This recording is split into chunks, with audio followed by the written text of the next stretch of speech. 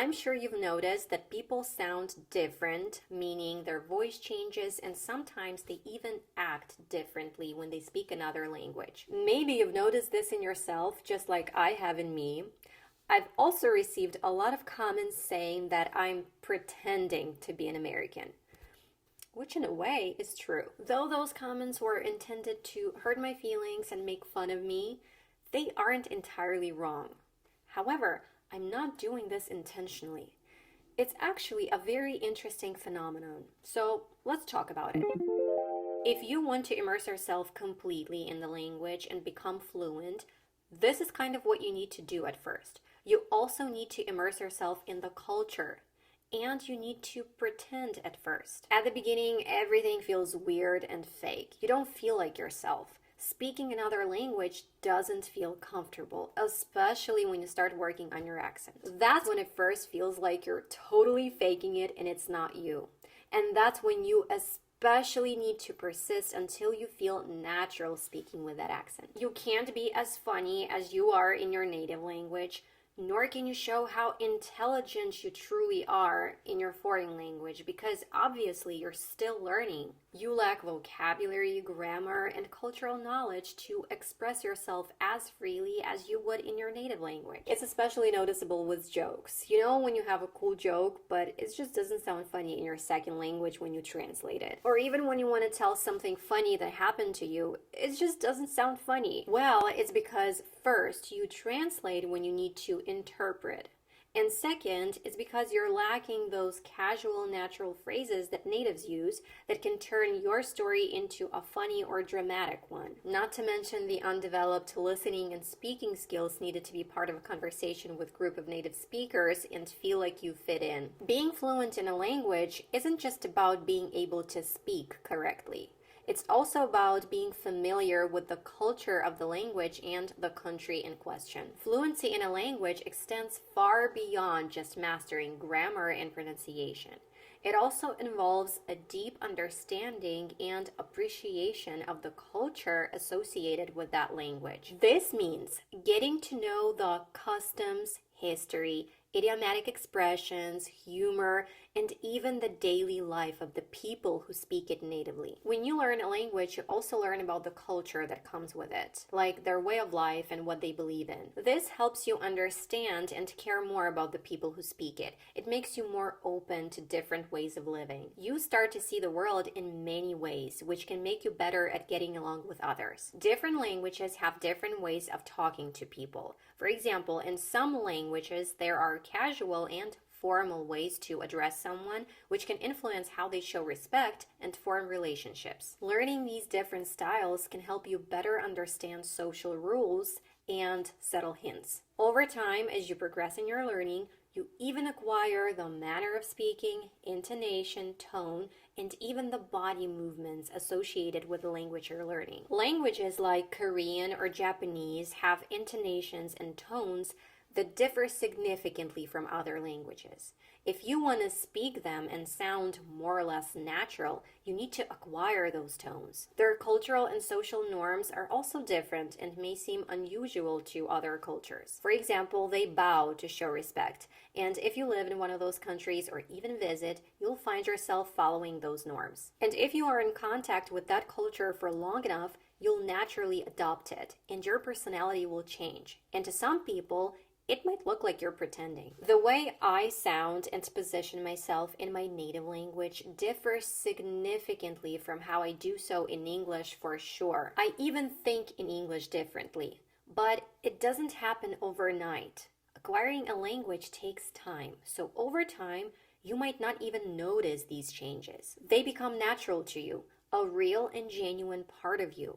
And it stops being pretending anymore. It's just who you are now. Over time, you become so comfortable with this new side of yourself that you can finally be you again. Maybe some of you know this feeling when you've acquired enough knowledge and practice that you can finally relax in your second language. You can joke around, for instance, because you're finally using expressions that sound native and natural rather than translating jokes in your head. And this leads me to the next very important point.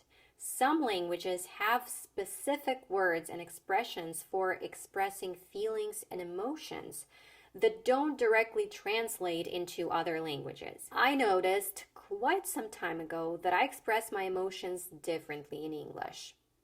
Heck, I even feel them differently. I honestly feel more free expressing myself in English.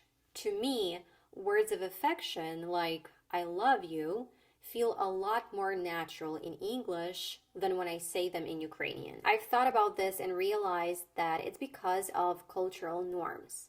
In my native country and in that culture, people are more reserved and keep to themselves. They don't express affection all that often or that easily. Whereas here in the US, people are more open, more benevolent, and even more affectionate. And that's why when I took on this language, culture, and this new identity, it became natural for me to be more affectionate in this language. I started to speak English with my son when he was 8 months old, so expressing my love for him in English feels very natural to me as opposed to in Ukrainian. And now it has even become more comfortable for me to express my feelings towards my husband in English as well. Another very interesting thing that I know a lot of people will agree with is that it is so much easier to fight, scold someone, or express frustration in your native language. It's almost comical how often you can see someone speaking perfect English, but then when something happens, they suddenly start cussing and yelling in another language. Well, that's because it just feels more natural to those people. There's also this weird stage where you're kind of in the middle,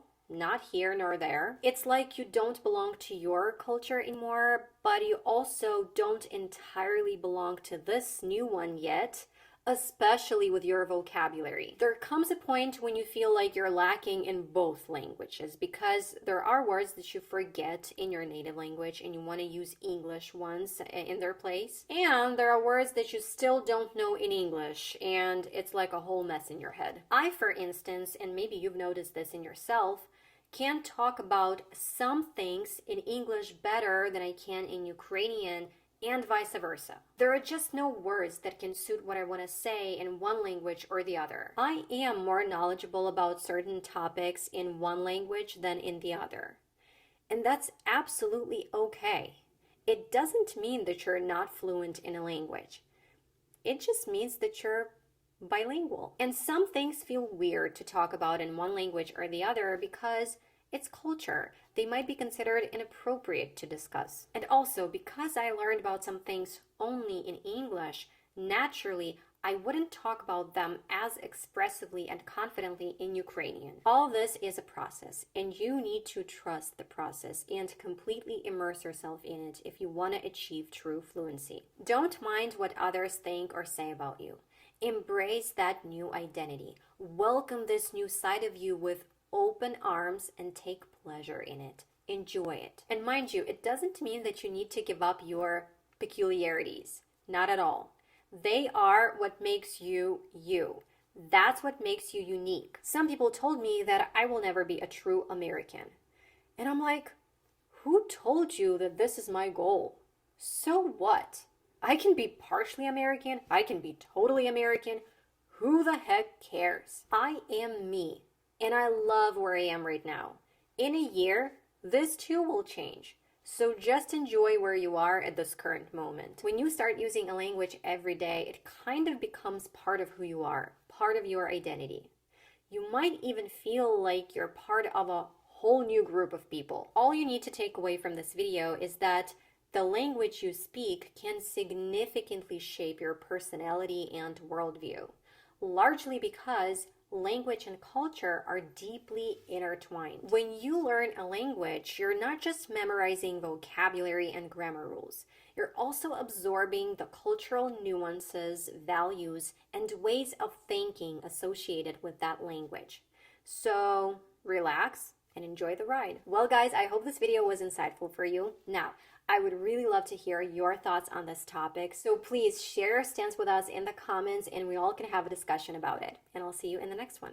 Bye!